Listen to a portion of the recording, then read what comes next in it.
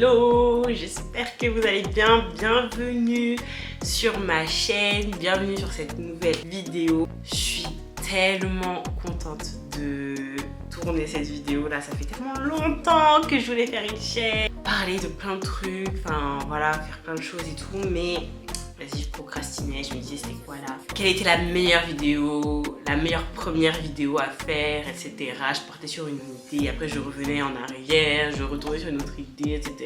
Mais bon, ça y est, nous y est. Je m'appelle Nora. Sur cette chaîne, franchement vous aurez de tout, du lifestyle, des conseils sur sa foi parce que je suis chrétienne, donc je vais vraiment tout le temps parler de Jésus, c'est obligé. Mais voilà, c'est une chaîne en tout cas qui a pour but de vous encourager, de ne pas vous faire aussi sentir seul dans ce que vous pouvez peut-être vivre, dans ce que vous avez vécu. Et voilà quoi, j'espère qu'on va avoir un bon bout de chemin ensemble et voilà.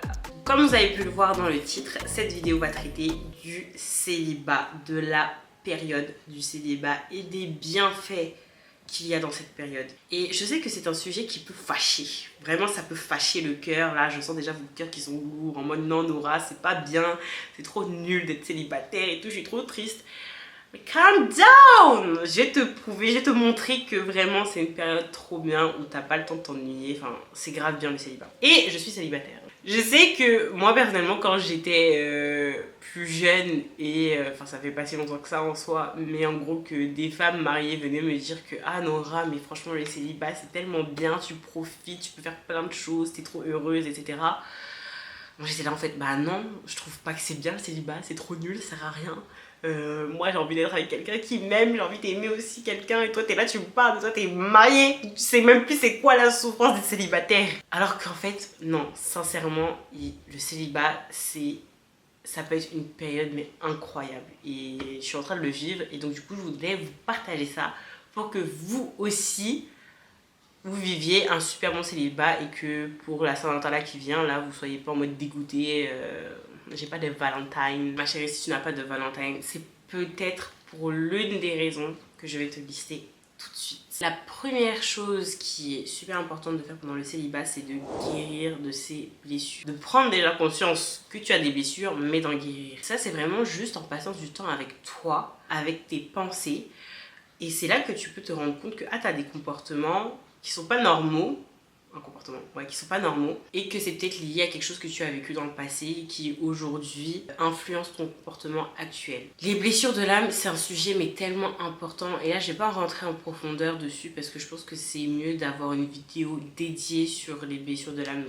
C'est ce que je vais faire, mais c'est tellement compliqué que je sais même pas trop vraiment comment aborder le sujet et tout, mais faut en être conscient en tout cas s'il y a des blessures. Et alors les blessures de l'âme, c'est pas forcément des trucs de ouf, hein. C'est pas forcément tu t'es fait etc. hein. Ça peut être du rejet par exemple. Vous savez quand on était petit là, il y avait des jeux où en primaire il fallait faire peut-être 2-3 équipes et il y avait un chef d'équipe et le chef d'équipe devait appeler des gens et tout, chacun leur tour pour constituer leurs équipes, et il y avait toujours une ou deux personnes à la fin qui étaient toujours les derniers que jamais personne voulait dans leur équipe et qui étaient à chaque fois appelés en dernier. Et ça peut paraître rien, mais ça peut laisser des traces. Et l'âme s'en souvient, même si notre cerveau ne s'en souvient pas, l'âme s'en souvient et ça peut avoir des répercussions sur ta vie actuelle et même sur ta vie future. Quand le Seigneur t'amènera ton mari, là, ça peut avoir des impacts. Donc, c'est vraiment important de prendre conscience de ça. Comment tu en prends conscience rapidement? La manière de savoir si tu as une blessure de l'âme, c'est déjà de prier pour savoir si tu en as et de t'observer aussi et de passer du temps seul. La plupart du temps, ce qu'on va se dire, les choses auxquelles on va penser quand on est seul, si c'est des choses négatives, ça peut refléter des blessures qu'il faut du coup à l'aide du Saint-Esprit penser en fait. Il faut penser les blessures, il faut se penser les blessures, il faut guérir ces blessures là. Et ne me dis pas ouais non mais moi j'attends que mon mari vienne comme ça il va m'aider à guérir de mes blessures. Non. En fait oui, Dieu il peut utiliser une personne pour t'aider dans ce processus là de guérison. Ça peut être un ami, une amie, un mari. Ça peut.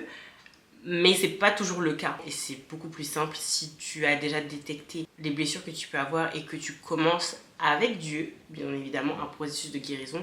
Et c'est Dieu qui va t'emmener dans ça. Franchement, quand tu pries, etc., quand tu rentres dans une disposition de Seigneur, ok, montre-moi là où je peux être blessé. Dieu il va te montrer. Et Dieu, tout doucement, il va comme te tenir la main, il va te faire marcher sur ce chemin de la guérison. Le deuxième point qui est un petit peu lié avec le point sur la guérison, enfin sur les blessures de l'âme, etc., c'est le fait de faire un travail sur soi. Je sais pas pourquoi cette vidéo, je parle aux filles, parce que je suis une fille, mais je suppose que pour les garçons, ça doit être pareil en fait. Donc prenez ce que je dis aussi les garçons, et puis voilà. Ça peut être au niveau de ton caractère, parce que tu as un mauvais caractère. Voilà, je le dis. Non, je rigole. Non, mais en vrai, voilà, peut-être que tu as un mauvais caractère, peut-être que tu es une personne qui s'énerve pour un rien. Genre, à peine on te dit un truc, tu pars dans les tours. Peut-être que tu es quelqu'un, à quoi même?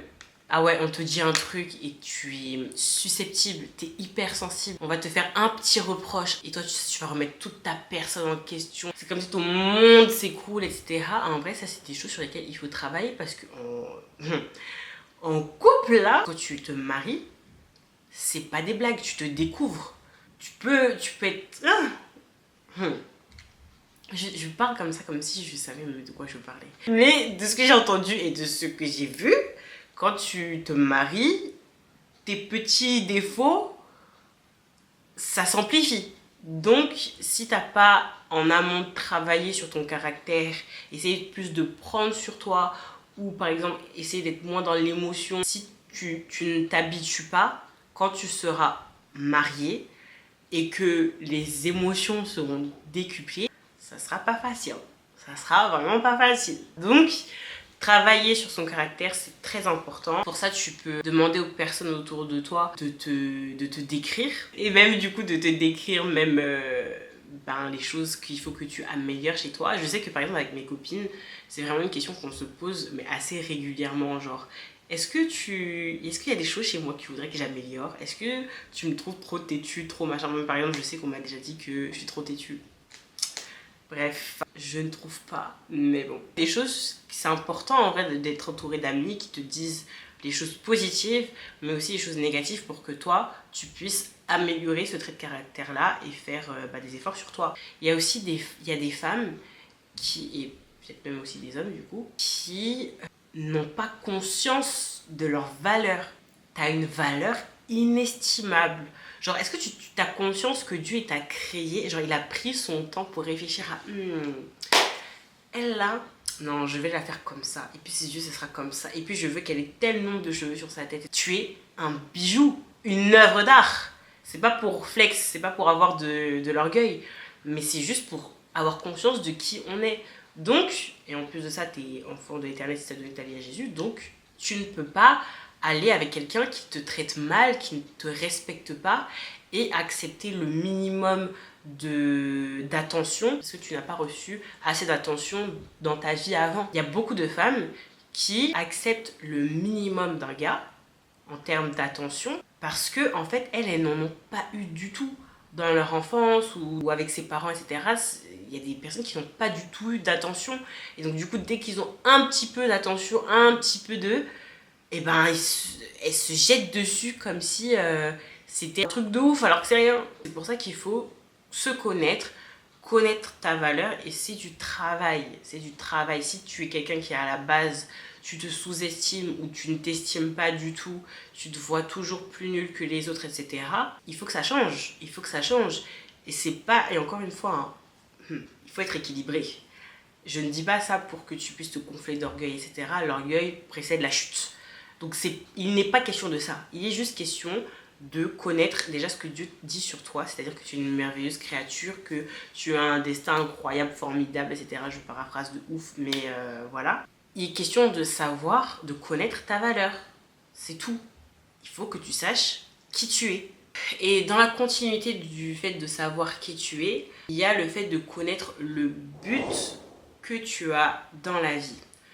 Chacun d'entre nous, on est né on est sur cette terre, c'est pour un but, c'est pour accomplir quelque chose, c'est pour une destinée. Enfin, Dieu, quand il nous a créés, c'était pas toi t'es là mais on sait pas trop pourquoi. Non, chacun on a une mission, on a quelque chose à faire et c'est important de savoir ce que Dieu veut que tu fasses, ce que tu veux faire dans ta vie. Je dis ça parce que il y a des filles, et moi-même avant j'en faisais partie, maintenant j'ai changé grâce à Dieu, mais il y a des personnes qui sont grave dans un mood de vas-y, moi je sais pas ce que je veux faire, je sais pas ce que j'aime dans la vie, j'ai aucun plan, aucun objectif de vie, mais je vais suivre ce que mon mari aime, ce qu'il aime je vais aimer, ce qu'il veut faire bah, je vais faire avec lui et puis voilà. Tu vas être, tu risques vraiment de ne pas être épanoui dans ta vie. Si tu te maries sans savoir qui tu es et ce pourquoi tu es créé, tu risques de ne pas être épanoui dans ta vie. Réellement. Quand deux personnes se rencontrent, c'est important que les deux personnes elles soient heureuses. Si tu rencontres ton mari et tout et que tu sais pas qui tu es, tu sais pas ce que tu veux faire, etc., tu risques juste de ne pas être épanoui. Par exemple, admettons, voilà, t'es célibataire, etc., machin. Tu rencontres quelqu'un qui te dit que lui, son projet de vie, c'est vraiment d'aller au Canada parce qu'il a soit un projet professionnel là-bas ou soit Dieu l'appelle au Canada et ça, peu importe. Il doit aller au Canada. Toi, t'es là, tu te dis, bah, pourquoi pas? Allons-y, allons au Canada. Donc, tu te maries avec le gars et tout, vous allez au Canada et tout, trop bien. Et en fait, arrivé là-bas, tu te rends compte que t'es absolument pas heureuse. Et tu te demandes, mais pourquoi t'es pas heureuse?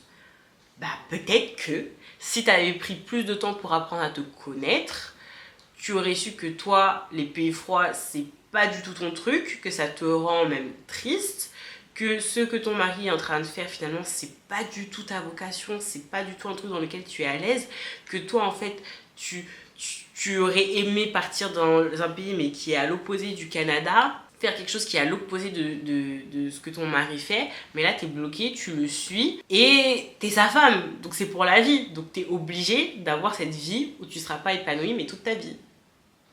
Et c'est chou. Faut pas oublier qu'un couple, c'est deux personnes qui se rencontrent, qui partagent soit la même vision, ou soit deux visions différentes, mais qui sont complémentaires. Et donc du coup, lorsque vous vous mariez, vous réunissez vos destinées, et vos destinées sont liées. Sauf que si toi, tu sais même pas où tu es allé, tu vas te retrouver dans un couloir qui n'est pas le tien. Dieu t'a designé pour un couloir, pour un chemin. Et si tu ne sais pas pourquoi il t'a designé, tu vas juste emprunter le couloir de quelqu'un d'autre. Même si tu es en couple, même si tu es marié, quand je dis en couple c'est marié, hein, même si tu es marié, oui certes tu fais une seule chair avec ton mari, etc. et tu le suis et pas de soucis, mais tu es aussi toi. Et tu peux aussi être heureuse et épanouie et faire ce qui te plaît en étant mariée et en encourageant ton mari dans ce qu'il fait et en toi faisant des choses de ton côté ou avec lui, mais qui te correspondent. Aussi, je trouve que c'est super important d'apprendre à se détacher de ce que la société nous dit. En fait, on est dans une société qui nous formate en vrai et qui nous met dans des boîtes avec des courants de pensée, avec une manière de faire, etc. Et c'est important de prendre le temps de se détacher de tout ça et de savoir réellement qui on est et ce qu'on veut vraiment faire et quelle vie on veut avoir. Je sais qu'il y a quelques années, donc il y a 2 ans, j'étais grave dans le truc de être une girl boss, être à fond dans le travail et tout, surtout que ma mère elle aimait bien me répéter que mon premier mari c'est mon travail. Vraiment une phrase, cette phrase là, si vous êtes né, enfin vous avez grandi avec cette phrase là aussi, genre on vous répétait ça, priez. Priez parce que bref, je voulais vraiment être cette girl boss qui fait que travailler, etc., etc. Super bien, ok, mais sauf que plus ça allait, plus je me suis rendu compte que finalement ça me correspondait pas tellement et je voulais être cette femme par rapport à ce que je voyais sur les réseaux sociaux, parce qu'il y a eu un truc, bon je vais pas dire le mot ici, mais bad. Et en gros, d'être cette meuf, cœur de pierre, indépendante, mais de ouf, enfin émotionnellement, dans toutes les sphères, mais qui est vraiment en mode voilà, seule et tout. Et j'étais dans cette ère-là. Bon, pas dans l'extrémité non plus. Mais si je m'étais pas arrêtée, je pense que je serais allée dans l'extrême aussi. Donc, à un moment donné, je me suis posée, je me suis dit, mais est-ce que être cette girl boss et tout, qui travaille tout le temps, machin, etc., qui est indépendante, etc., ça me plaît vraiment? Ou est-ce qu'on m'a formaté à penser d'une manière qui n'est pas qui je suis, qui ne représente pas vraiment qui je suis et mes profondes aspirations. Et je me suis rendu compte que certes, je veux, pendant une période de ma vie, être dans ce truc-là de girl boss, etc. et tout. C'est quelque chose qui me plaît. Mais je veux aussi être mère au foyer. Vous voyez, rien que le fait de le dire, genre... c'est tellement pas moi, je savais pas du tout que j'aspirais à ça.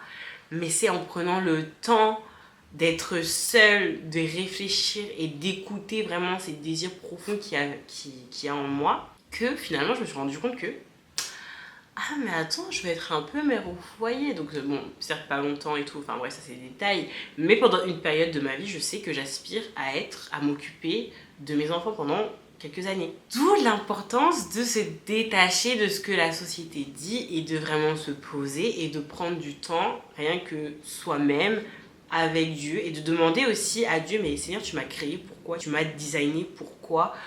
Tu m'as mis sur terre et là où je suis pour faire quoi? Qu'est-ce que tu veux que je fasse de ma vie? Et je vous assure que Dieu va vous montrer, que Dieu va vous révéler, que Dieu va vous parler à travers de sa parole, à travers de temps que vous allez passer avec lui dans la prière, etc. Dieu va vraiment vous parler, vous répondre.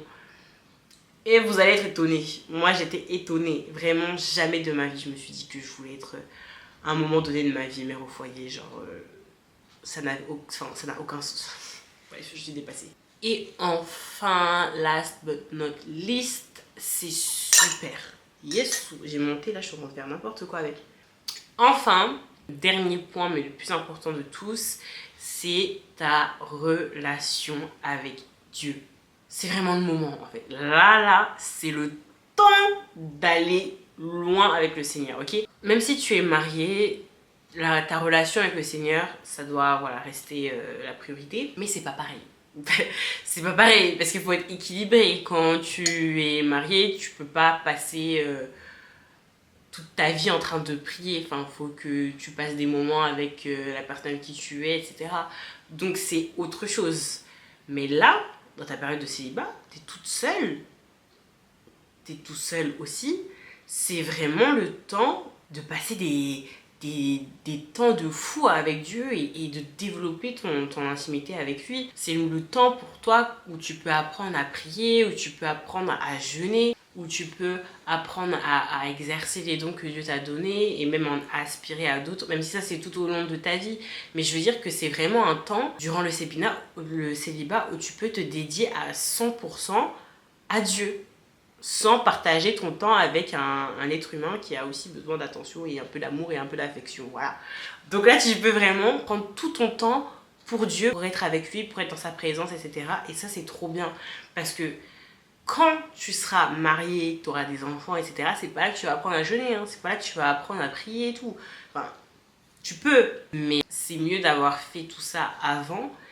Et voilà, dans le mariage, quand les combats ils viennent, quand les choses vraies de la vie viennent, et ben tu sais déjà quoi faire, tu sais comment déjà te mettre à genoux, comment jeûner, tu sais comment prier, tu sais comment prendre les armes dans le spirituel, etc. Donc vraiment, développer sa relation avec Dieu avant le mariage, c'est tellement important. Et aussi, la période de célibat, c'est la période idéale durant laquelle tu peux servir à l'église. Tu peux servir Dieu, tout simplement. Donc tu peux être dans plusieurs services et servir.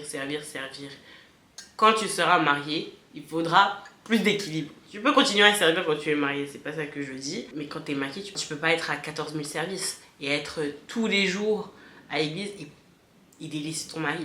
Donc, le célibat, c'est la bonne période pour servir, pour être à fond en fait avec Dieu, tout simplement, mais dans toutes les sphères possibles. Du coup, pour conclure, je dirais vraiment que le célibat, c'est la période parfaite pour apprendre à plus te connaître, à mieux te connaître, mais aussi à apprendre à connaître les autres. Voilà, la période de célibat, c'est vraiment une période palpitante, une période de découverte, que ce soit sur toi, sur les autres, sur le monde, sur Dieu, sur la vie. T'as plein de choses à apprendre. C'est vraiment le moment dans lequel tu peux t'amuser ou tu peux partir en voyage. On dirait que c'est des petites choses et que c'est un petit peu insignifiant, mais ça a énormément de valeur et c'est des souvenirs que tu te construis. Et en plus de ça, c'est des choses que tu pourras partager du coup avec ton mari. Une fois qu'il sera là, tu pourras l'expliquer. Ah, une fois j'ai fait ci, j'ai fait ça et tout. Et lui raconter. C'est vraiment une période dans laquelle tu grandis, dans laquelle tu apprends à te connaître. Et c'est super important les gars, parce que quand tu es marié là, tu vis pour l'autre, hein. Quand tu es marié, tu te maries pour donner. Ce qu'il faut retenir, c'est éclate-toi et avance sur le chemin de la vie, et au moment de Dieu, un autre chemin croisera le tien.